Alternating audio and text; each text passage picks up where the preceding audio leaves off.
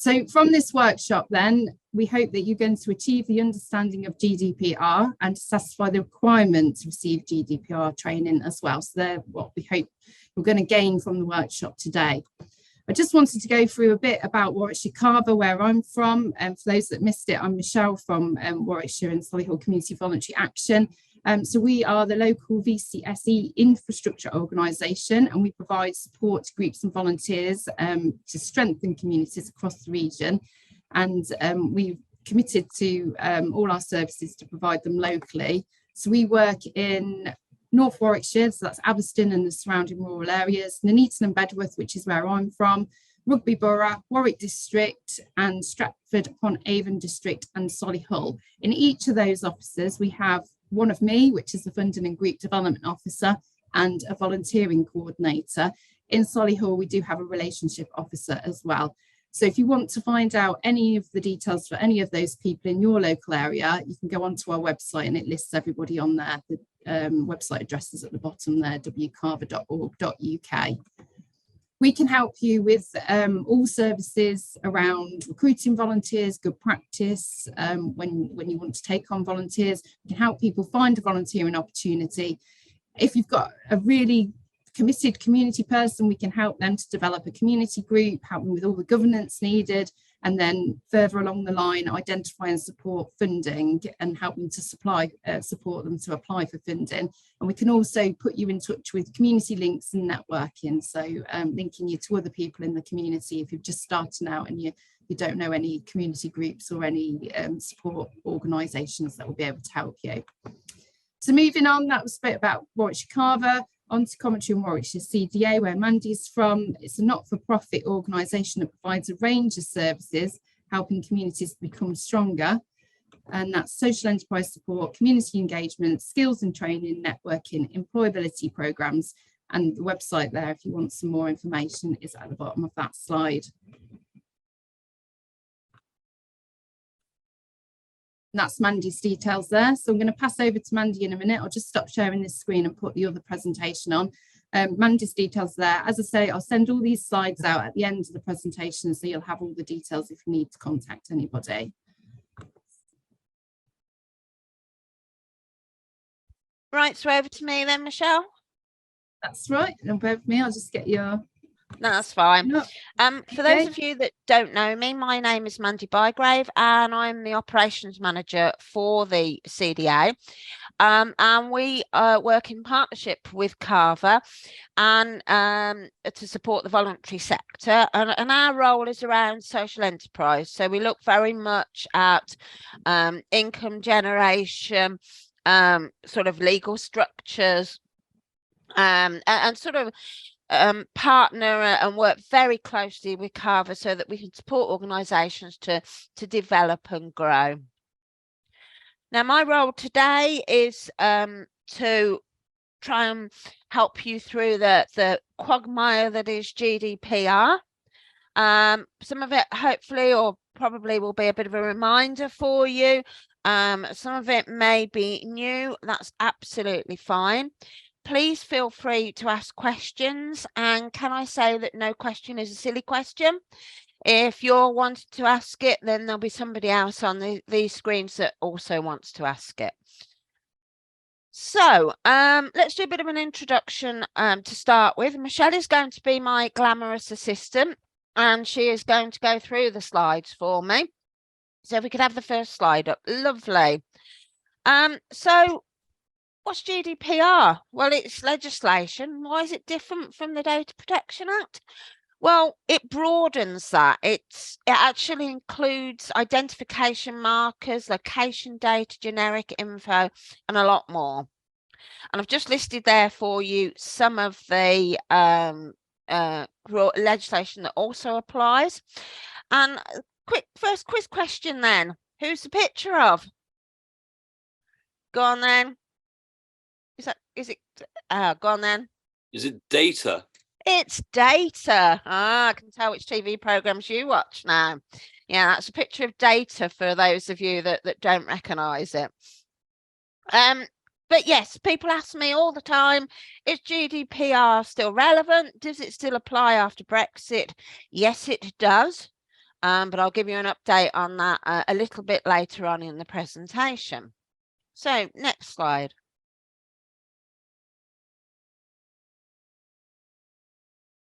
So GDPR, there's 7 principles. It's all about lawfulness, fairness and transparency, purpose limitation, there's no longer implied consent, and I will tell you what that means a bit later. Data minimization, only keeping what you should be keeping. Accuracy, making sure that actually it's all the data that you've got is accurate. Storing it properly, you're being showing integrity and confidentiality, and you're accountable for it. Michelle, if you're having a problem with the size of the slide, if you hit slideshow from beginning, should make it bigger. Go along to slideshow at the top. Yeah, now hit from beginning. Will that make it bigger? Oh yeah, there we go. All right, if you can just catch me up, that'd be great. Wonderful. That's it. It's all right, no problem. When GDPR sort of came into being, everybody panicked. It was a real panic situation. Everybody thought, oh my goodness, what are we going to do? How are we going to do this? And I saw the Information Commissioner, who was at that time in post, has now been actually replaced, but was in post, and she came on telly and she said, keep calm, you know, just keep calm about it. It's not the end of the world, you know, it's just a bit of a change. You know, we're not out to trick everybody into, you know, get into trouble over GDPR. It really is just about common sense and keeping calm. So let's see what that means in reality. Have the next slide, please. Okay, so GDPR is all about what's called personal identifiable information. And this is what we're protecting. This is what we have to be really careful with. And there's a massive list of what is now personal identifiable information. And for me, some of the things on this are a little bit unusual. You know, there's some things on here that I think, okay. So what about picture of a face then? Where would that be appropriate? Anybody think where that might be a problem?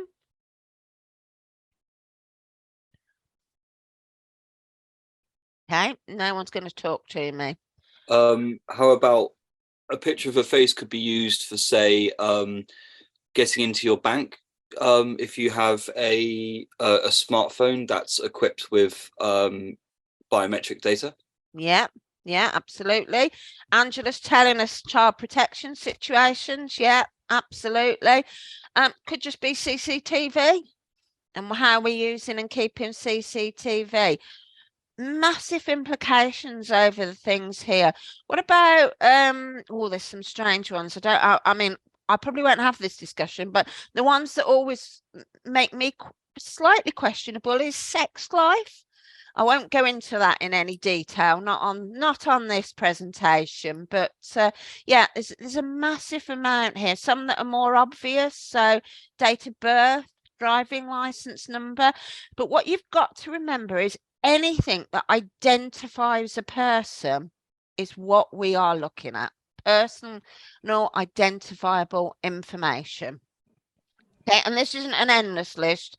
This is just the list that the ICO provide. That's the Information Commissioner's Office. Okay, next slide, please. Now, to actually keep data, you have to have what is called a lawful basis for processing normal data. You having problems moving it on, Michelle? Bear with me. Okay, I'll carry on talking. I'll go back to the other. Okay, so to be able to keep data, you have to have what's called a lawful basis, and there's lots of different bases that you can use.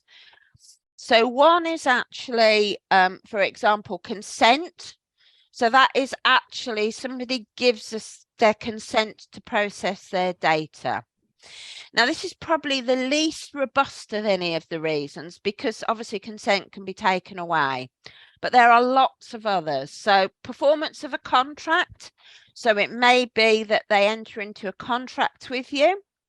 It can be compliance with a legal obligation to which the controller is subject. So if you're controlling the data and you have a legal obligation, you may be able to keep that data. To protect the vital interests of the data subject, and this one I think perhaps is easiest way to explain this is, say somebody has a heart attack, you need to get their information, you need to look into their wallet. That would be a vital interest to do that. Performance of a task carried out in the public interest. This would be one where a local authority may use that one. And the last one is the purpose of legitimate interest. And this would be where you're taking on an extra responsibility for considering and protecting people. That's their rights and interests. So that could be perhaps trying to prevent fraud or something like that. So you have got to have a lawful basis for having that data. Really important. Right, next slide.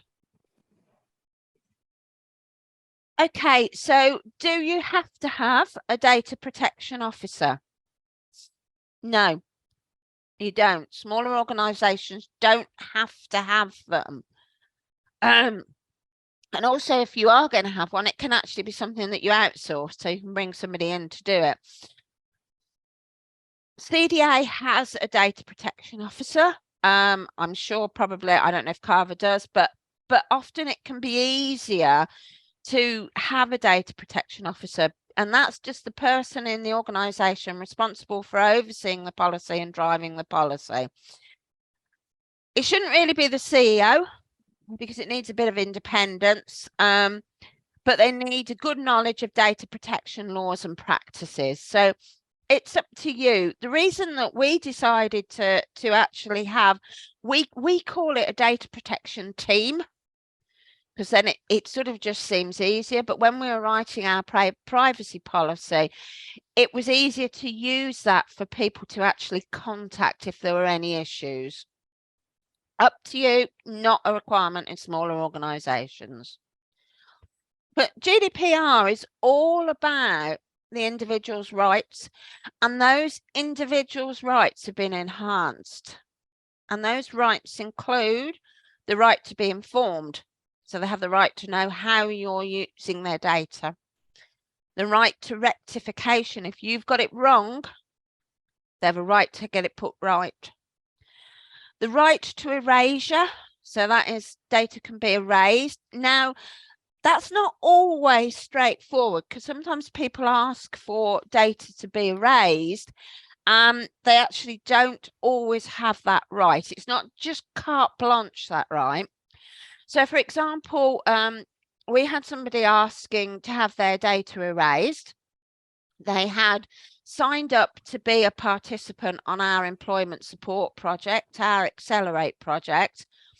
And therefore, because they'd signed a contract, they didn't have an automatic right to erasure.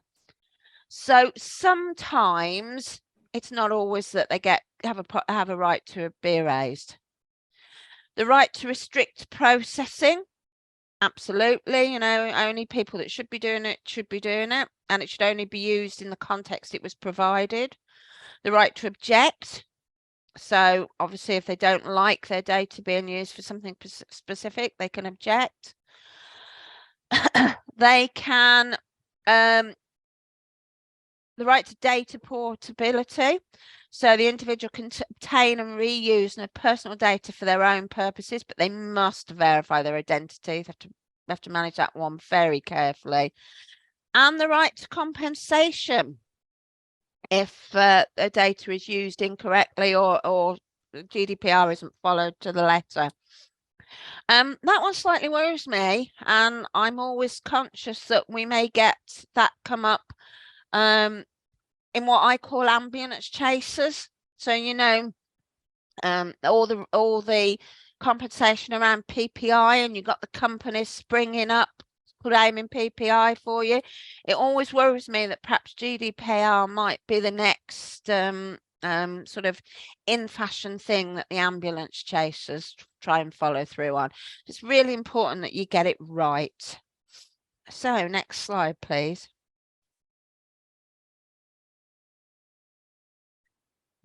Okay, so GDPR includes something called subject access requests. Excuse me one moment. So this is where an individual has the right to see the data that you are keeping on them. And it's really important to remember that the individual has the right to see all this. So do not make the mistake of writing down any comments on anything that you may have kept on anybody. All right. You know, the obvious one is, I don't know, you might just have a customer that complains a lot, and you might like to comment on that somewhere. Don't. All right, because they can see that. So be very careful. You must have a subject access request procedure. So you must have a procedure for what you're going to do here. And the problem with subject access requests is, to be honest, they're just very labour intensive and time consuming. Even if you've got your records up to date and everything's written down and there, you know, just dealing with that, the actual request is labour intensive. You must reply within 1 month. You can't charge a fee for a single copy of the requested data. Just a question there. Does this include emails between staff discussing a client patient? It's quite difficult to answer that because it would depend in what context they were. But really, yeah, they've got a right to. I suppose it depends what they're asking for, but yeah, technically, yes, they would have a right to see it. So yeah, just be very careful. What you can do though, sorry, is charge for further copies of excessive requests. So if somebody keeps asking you for lots and lots of information and 6, 7 copies of it, you can charge. They can now make a verbal request. Historically, this had to be in writing. It no longer is. And where possible, data should be provided electronically in clear language. All right. So what you've got to remember, this is all about the client being able to understand what information that you're keeping on them. So we'll talk a bit later about children accessing information, or information being accessed on children. So next slide, please. So hopefully you all have your own organisational privacy notices. And these should be reviewed and updated on a regular basis. Certainly you can find CDAs on our website.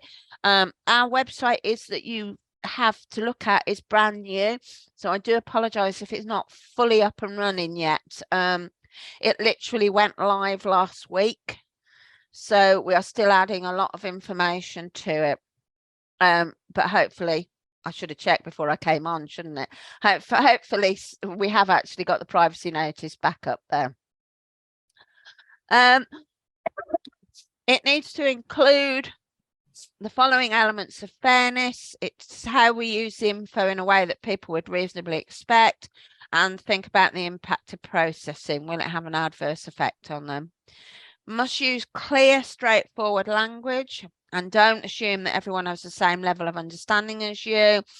And it should align with your organisation's values and principles, and be truthful. Consider the following. Make sure that it's clear about identifying the lawful basis for having the data. Stay time period data will be held. That's really important. We'll talk about that a bit more. The context details of the data protection officer, which SARS should be, who SARS should be addressed to, So that's your subject access request, and the procedures for how data will be deleted.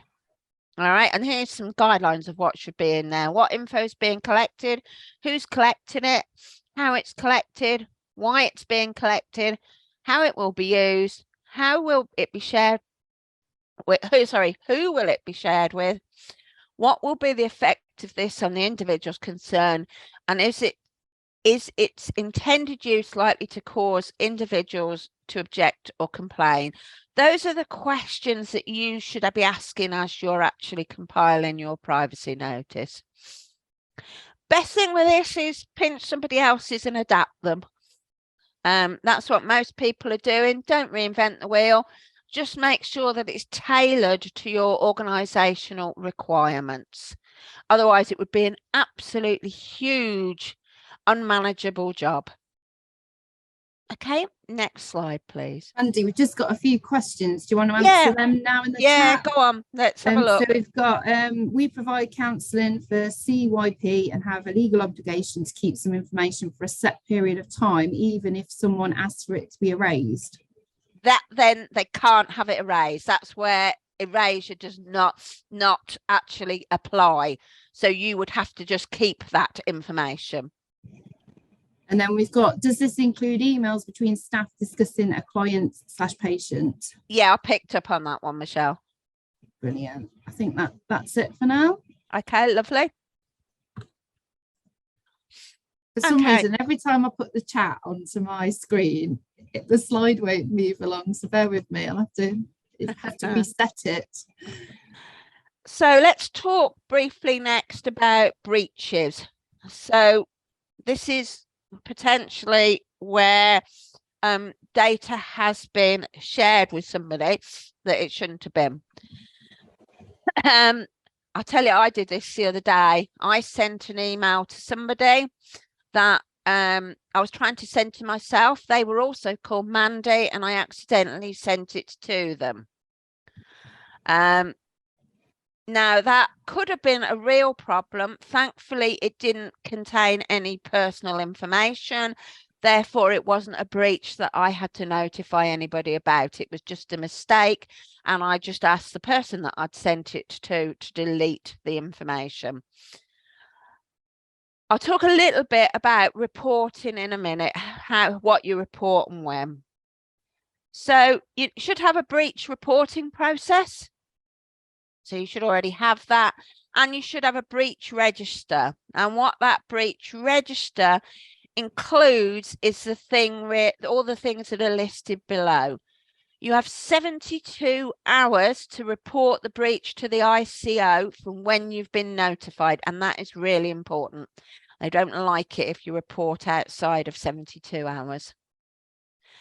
So on your breach register, you need to say how the breach occurred, when it happened and how long it was happening for, what categories of data were taken, the number of records, subjects affected, and how you mitigated the breach. And that's the information that they're looking for. ICO, Information Commissioner's Office. They've got a brilliant website. If you want to know anything about GDPR, go on their website. All right, I have got it mentioned later in the slides for you. I think we've got another question in the chat, but I can't see it because it will mess up my presentation. Can you? I've only got, I've got one about emails followed by, can you remind me what ICO stands for? That must be it. Yep, okay. So what are the steps following a data breach? So first thing, check if personal data are involved. And that's going back to that list we started with right at the start of the presentation. Establish what personal data has been breached, who might have the personal data, work out how many people might be affected, consider how seriously it will affect people, assess the risk. Now, this is the big thing. Do you report every breach? That's a difficult one to answer. If you're unsure, you can contact the ICO and ask them if you should report the breach. All right. There is a facility to do that. My feeling is if you're unsure in any way, just report it. Because if you report it, you're covered. Now, they actually very rarely pick up on what's reported to them. And I'm not sure I should say this, but they're not probably hugely interested in organisations, perhaps the size that most of you are representing. But you still have an obligation to report that breach. So for me, belt and braces, report it anyway. Okay, next slide, please.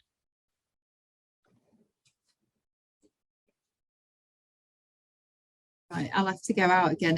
I've just clicked the chat because someone was asking something, but I think you've answered that now. I think I'm trying to pick, I'm trying to pick them up as we go along. So, okay, so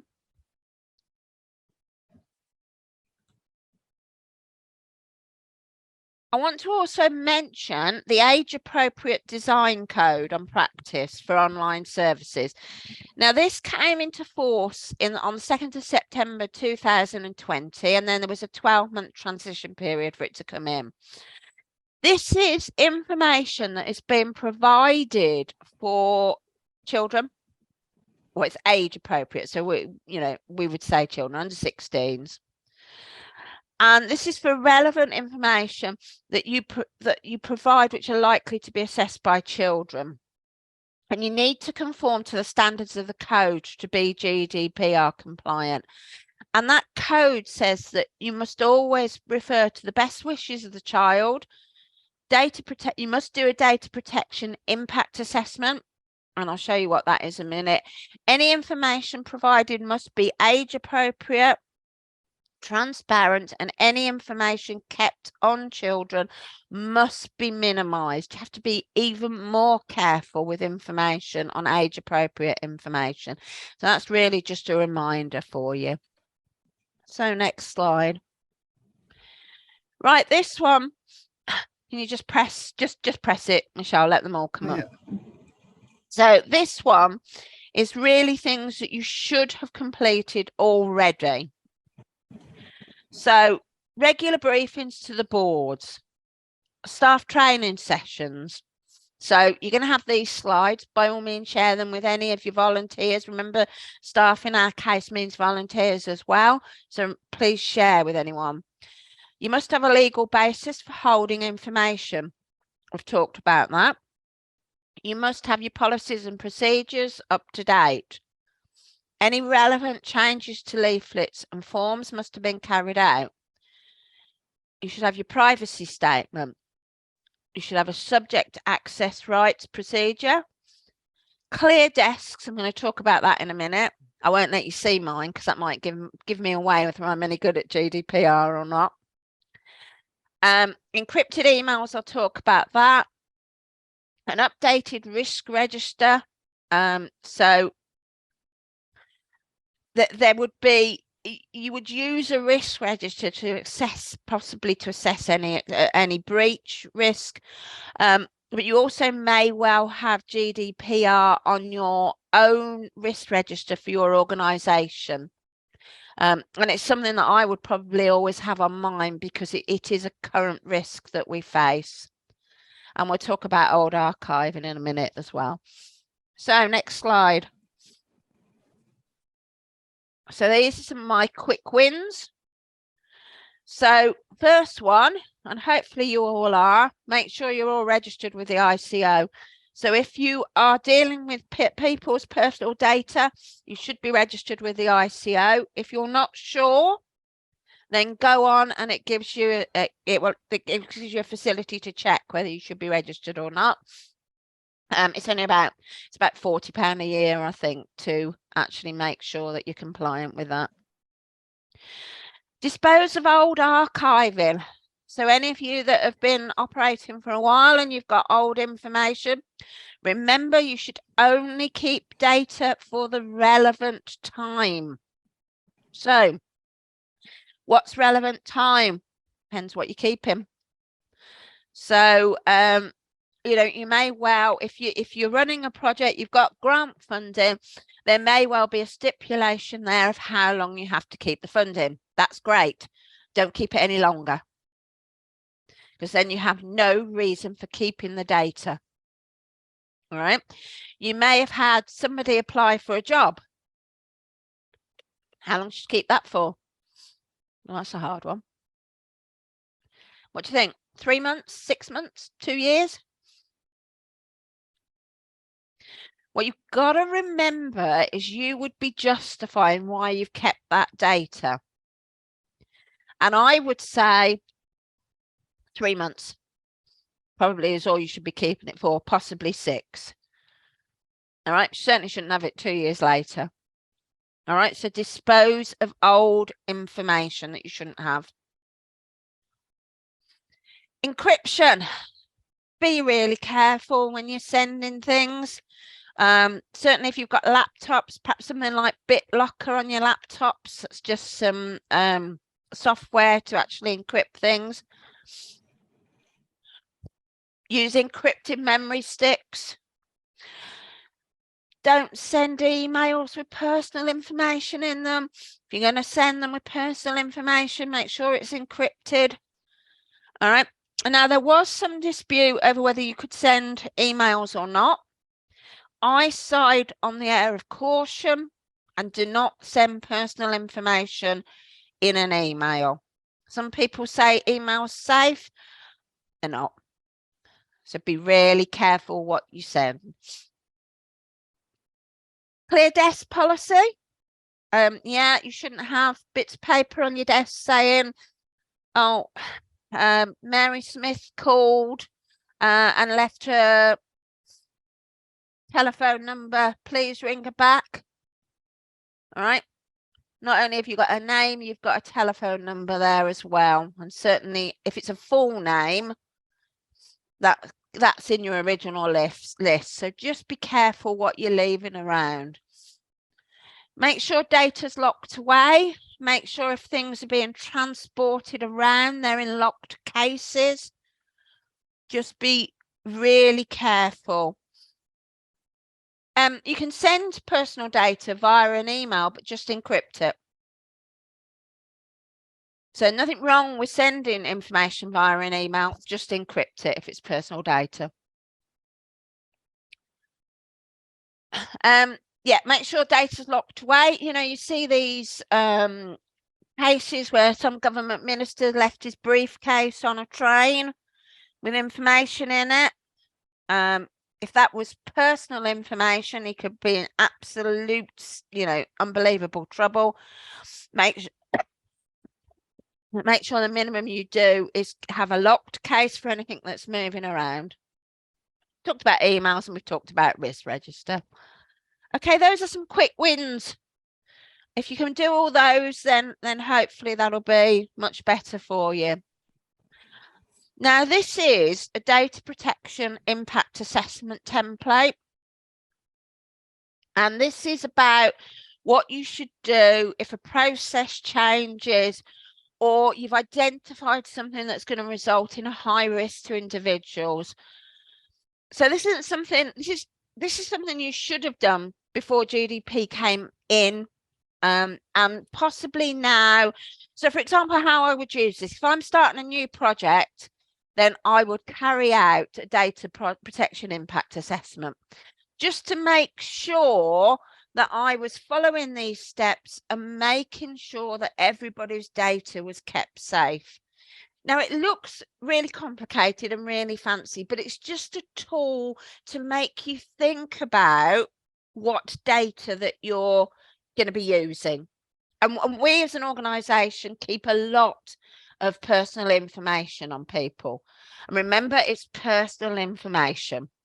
And this is just a step-by-step guide to how you're going to use that data and what you should be doing and how you should be dealing with it. Your steps are very clear. I'm not going to go through every single step. There's step 1 to 9. And what I would do when I do this is I literally, under each step, write comments. So first one, obviously, identify a need, then describe the process. So I just do a set of notes which tell how we're going to use that data, how we're going to process it. All right. And go around each one. Now, what this tool does for you is, if there was ever any question about your GDPR and your responsibilities and how you adhere to it, this is a perfect tool to say to the ICO, well, this is what I did. This is what I considered. This is what I do every time a new process comes in, or a new project, or whatever. Don't make it a massive task. Don't make this a 5-hour task. Make this a, half-hour task. But it's just keeping a record to show that you actually understand GDPR. Okay. Next slide, please. Sorry if I'm coughing and spluttering a bit.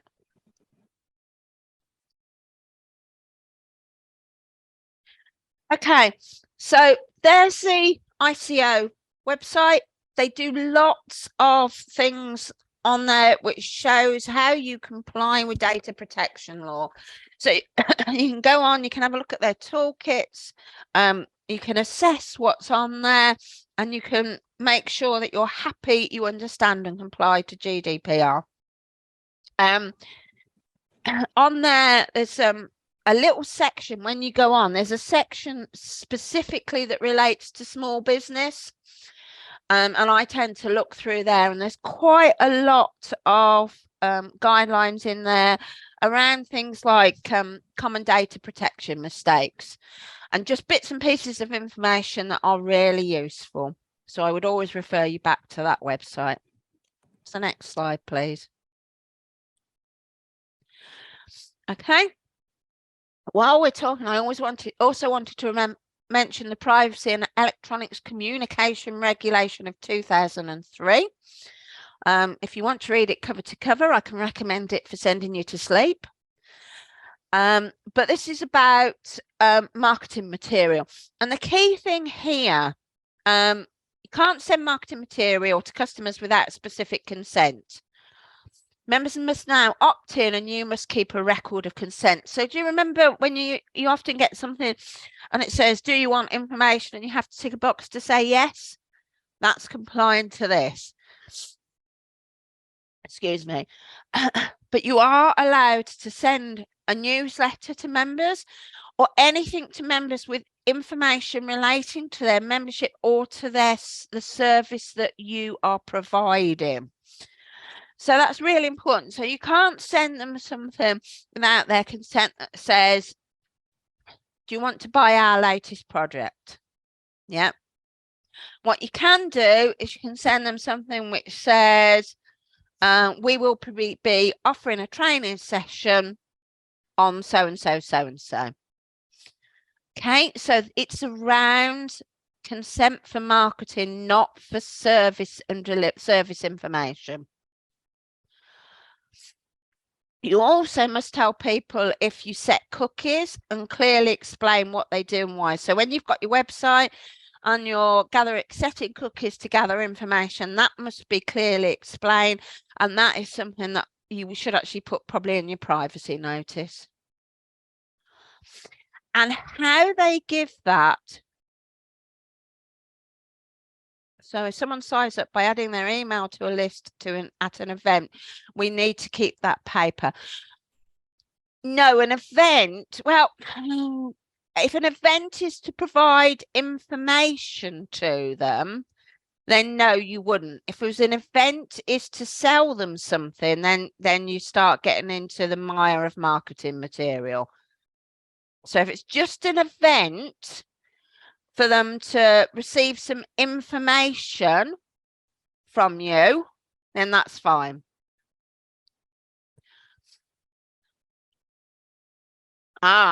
Now, if they're signing up to receive a regular email, you've got to be careful here. So is that regular email just a newsletter providing them information about the service? That would be okay. If that regular information includes marketing, so if you're using it to sell them something, service or a product, then you would have to keep a record. So can you see the difference? So one is marketing, selling, if you like, and the other one is providing information. There's a clear difference. And how they give consent is really important as well. So it must be really clear that they're giving consent. Okay. So next slide, please. And these are just a few other bits of reminders for you. We probably cover most of these. So electronic and paper records are equally important.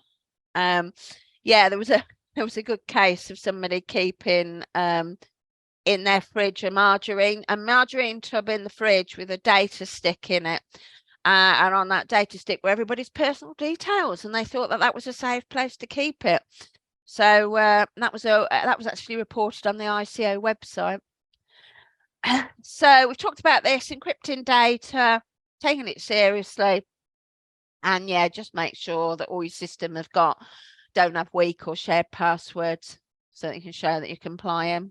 So next one, this is good. Some common data protection mistakes. I like this one.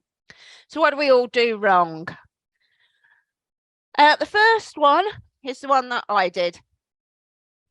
Sending an email to a wrong person. All right, I was okay. It didn't have personal information on it. Recall it if you can, but my systems are set that I can't recall, as will be most of yours if you use Gmail. But yeah, I did ask for it to be deleted. Oh, this is a good one. I like when this happens. Sending an email CC rather than blind copying it, so you have a whole list of everybody's names. I bet some of you have got those recently. I certainly have. Yeah, bit of a disaster, that one. So what would you do? Think you should report that to the should you report that as a breach? You'd definitely report that to the ICO correctly. Yes, well done. You'd say to the ICO, this is the data breach, this is what's happened, and this is the risk factors of how many people have been affected.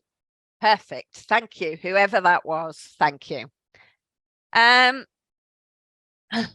This is the bit we're just repeating here about the service messages. This is a mistake. People often think they can't send anything out, and we've clarified that.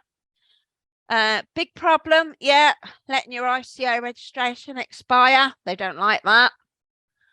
For some reason, might be that they use that money to keep their organisation going, as they do the penalty money. But I didn't say that. I'm not cynical.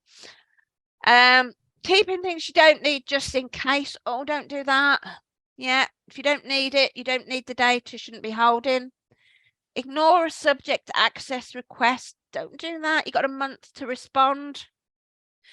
Not checking archiving. We've talked about that. Leaving people's details on your desk. We've done that.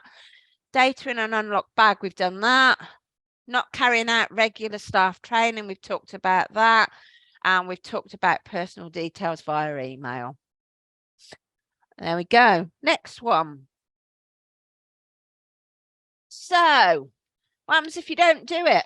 Well, you can be fined 4% of your turnover, or 20 million euros, whatever's the greatest.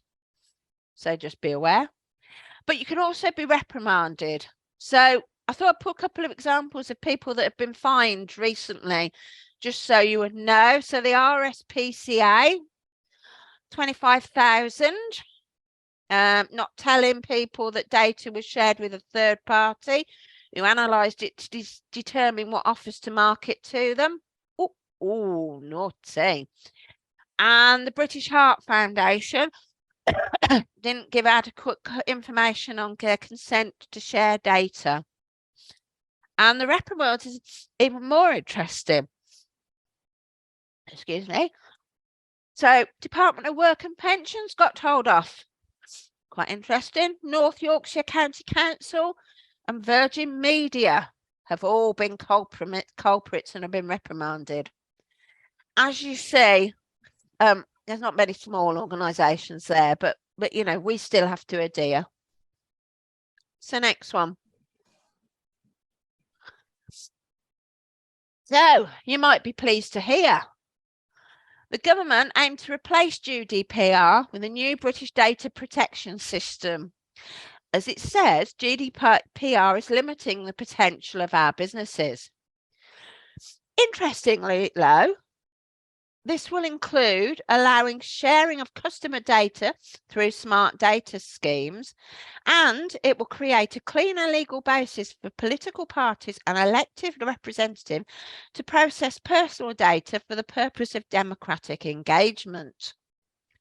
A few of you smiling there. Yes, you may be as cynical as me that this legislation may be changing for the government's benefit, but hey, who knows? This legislation had its first reading. As far as I can tell, it hasn't had its second reading. There is no information on it anywhere that I can find. If you know better, then please tell me so. It was due to have a second reading, and Liz Truss resigned, and for some reason it didn't get its second reading. So as soon as it gets its second reading, hopefully we'll have a little bit more information.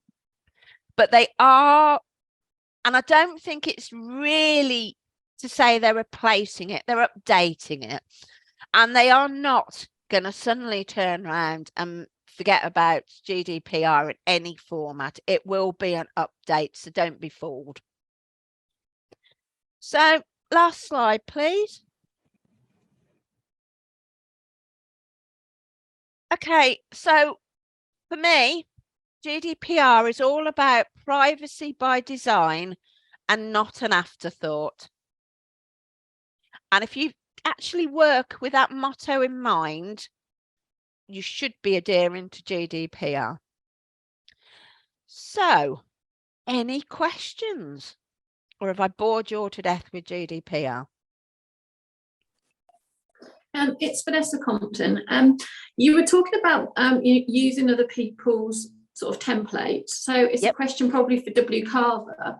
I need to write a privacy notice for the Stour Health and Wellbeing Partnership. Is there a template? Although we've got one on our website, which covers the website, I need one for the activities that we run. So we've got some funded activities. So we need to take down people's sort of name and contact details. And we need to make sure we've got a privacy notice to back that up. So I didn't know if Carver had got a template that could send for that particular situation. Bear with me a second, I'll stop sharing that so I can see you all. Yes, I can have a look and see what we've got and update it or speak to Mandy, and I'm sure there will be a template that we can put together and send to you. Yep, not a problem. Yeah, that'd be fantastic, because I was just looking, I thought I was going to be okay, because I thought we've got privacy notice on our website, but when you delve into it, it's about the use of the website. And so, okay. Yeah, we need that. And, also who we're partnering with, I've got a copy of their privacy notice, but again, it's very much website based rather than activity. So yeah, if you could, that would be really helpful. Thank you. Yeah, I'll take down your details and then get back to you individually. Okay, Michelle, it's Vanessa. I was the person that emailed you yesterday going panicking because I didn't have the dialing details. Oh, right. Yes, I've got your email. Yes. Yeah, that's me. Fine. Yeah, brilliant. Thanks. You. Okay, so there's a question come up in the chat about who's exempt. So who was that from? Sorry. Okay, Christy, but it also might link to the other question about, do CICs need to be signed up to the ICO? So yeah, that's pretty much what I was going to say as well. Again, the best thing I can recommend is that you actually do the ICO test, But for me, I would say I can't see any. If you're holding people's personal data, then I can't see why you wouldn't have to register. What exemptions are you talking about, Christy? Well, you obviously, this has jogged my memory about thinking we're a CIC and we're not registered with the ICO. And in 2020, we had a letter prompting us to go through a very short set of questions on the ICO website, which all of my board members did, and we all came out with we don't need to register because we're exempt. Now, off the top of my head, I can't remember the reasons why, because yes, we do process data. So I don't know if it was about numbers or what, but it made me think, we need to just revisit that, obviously. But that maybe the others are exempt as well. Yeah, I wouldn't want to say you are exempt. What I would say to everybody is go through that ICO actual, like you say, it's about 5 or 6 questions, I think, and just go through that. And then what you can say, if anybody comes back at a later date and challenges it, you have got that you have been through that information. It's about covering yourself sometimes, and I would do that.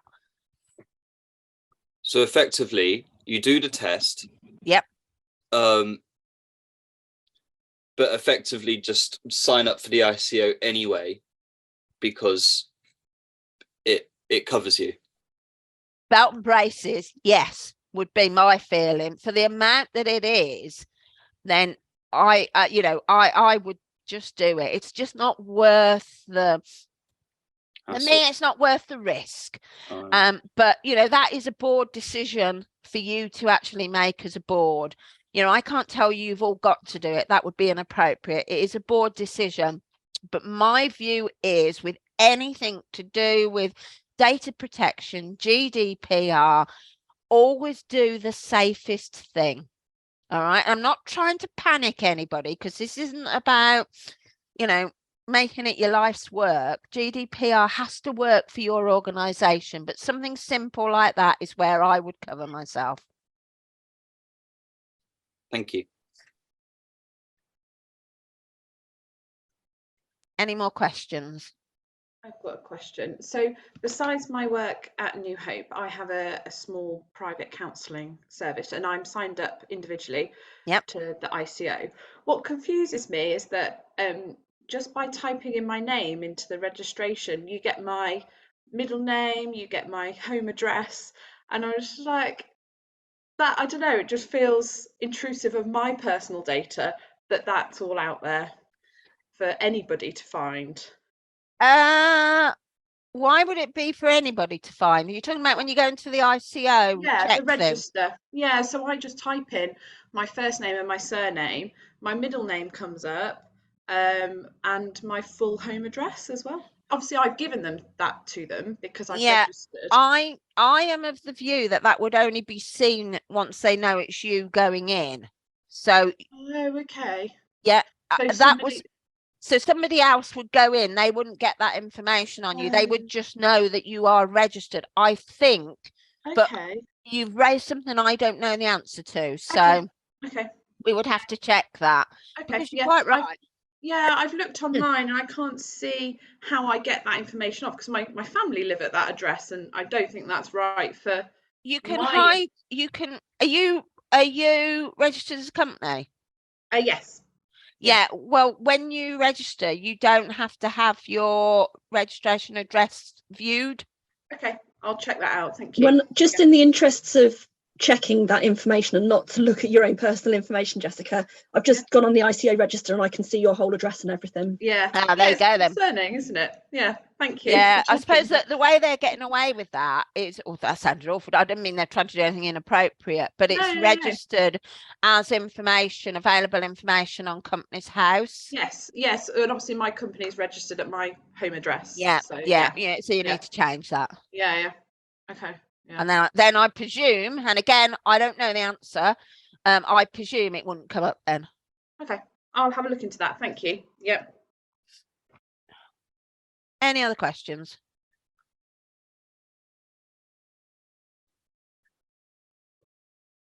Michelle, do you have a good data protection policy template? we can certainly have a look, and we'll send that out as well if we've got that. Okay, if not, let me know and we can work on that. We can work on it. Any other questions? No, you've gone quiet on me. Have I bored you all to death over GDPR? Have I scared you all to death over GDPR? That might be more appropriate. Tony's waving at me. Hi, can I just ask a question? I mean, it seems with some of the stuff you've been talking about, it seems almost irrelevant. I'm just part of a charity group, and we don't really deal very much with people's data, but we deal with our members' data. And I have to say, we pointed out a couple of weeks ago about the CCs in email, so everybody gets everybody else's address. But we actually all know that. But we're looking at trying to have some form of consent that we've recorded that people allow it. But we do, and I do it at the moment. We do have archives because we've been in existence since 1971. Somebody at some point in the past decided to keep records of what we've done as a charity, and I'm just, they're almost, well, some of them, there are historical documents now. They're folders, but they're like scrapbooks, for want of a better word, and they're actually, we lodge them with a heritage group in Southam where we operate. And how do you deal with something like that then? Because probably, I've not gone back, and I have seen them, but not gone back through them all. And there would be data in there of members, probably past members, addresses, things of that ilk. And currently I'm trying to keep track with newspaper cuttings and photographs of members and things like this, updating current archive, if that's not the right thing to say, is it? But the archive for the couple of years that we're in now. How do we deal with documents like that? Does it mean me going back, looking at older archives and removing information, or am I being too weird? Okay. It all comes down to that lawful basis for keeping it. Yeah, and it probably isn't a lawful basis. No. So if I'm going to give you the technically correct response, there shouldn't be any personal information showing in those. Okay. So, but there would be things like, okay, and that means probably me trawling back through them now and having a look. There are things like newspaper cuttings, that sort of information which has been in the public domain. Would that be okay? And again, has that got personal information on it? Probably, yeah, generally, no. It may have. If it's not got personal information on it, you can do what you like. Yeah. If it's organisational information, doesn't matter. If it's personal information, that's when you got a problem. Yeah, I would guess in the main there isn't personal information. Thinking about it, it's just going to be like, a photograph or a report on an event that we've done or something like that to raise money. Yeah, I mean, it's really difficult to answer that, because how likely are the ICO to go through all of that, to look back, to find what information was in there before GDPR existed, and therefore, was it really relevant because GDPR didn't exist then? Yeah. I can't tell you not to do it. No, it's good. I was just trying to get an idea of but what you it's thought. Probably overkill. Yeah. To do it as well. Does that make sense? Yes. Yeah. No, that's good. I might actually ask them the question. Why not? And see what the response is. Yeah. I mean, if it's before GDPR. Yeah. Well, why would? It's before GDPR. Is GDPR legislation relevant? Well, you possibly get away with it on that, possibly acceptable on those lines.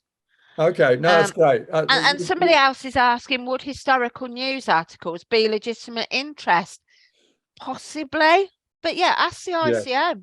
Yeah. Okay, great. Thanks. Sorry to take up a lot of time there. But No, yeah. no, it's fine. I think the problem with GDPR is there's often not a straightforward answer, and you have to use quite a lot of common sense.